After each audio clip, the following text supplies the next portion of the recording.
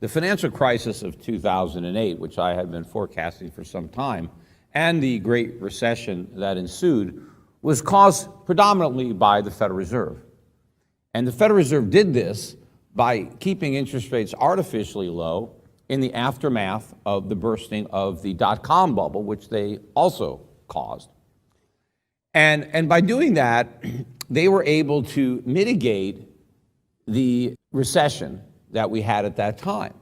Now, the recession would have been more severe had the Fed done nothing, but it would have been more constructive because we would have basically rebalanced the economy and had a real recovery rather than a bubble, which is what we had. The Federal Reserve lowered interest rates down to 1%, artificially held them there for about a year and a half, and then was very slow in allowing rates to normalize, right? And during that time period, we inflated this gigantic bubble. Well, the problem is the bubble that the Fed inflated this time is far bigger than the housing bubble.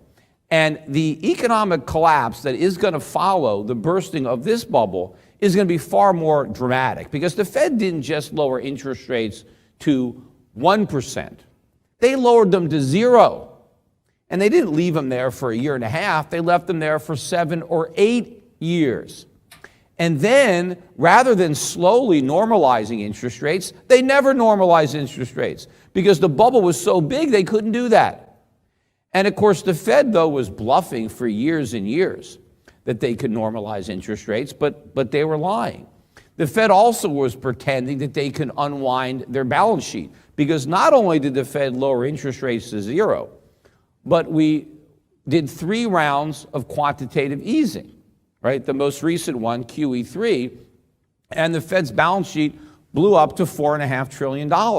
But the whole time they were doing this, they were claiming it was an emergency, it was temporary, even from the very beginning when Ben Bernanke testified before Congress and somebody actually said, hey, you're monetizing the debt, which was exactly what he was doing. And then Bernanke denied that he was monetizing the debt because he said, when you monetize the debt, it's a permanent increase in the balance sheet. We're just doing this temporarily. We're going to sell all of the treasuries that we're buying as soon as the emergency is over. Well, here it is more than 10 years later, and none of those treasuries have been sold.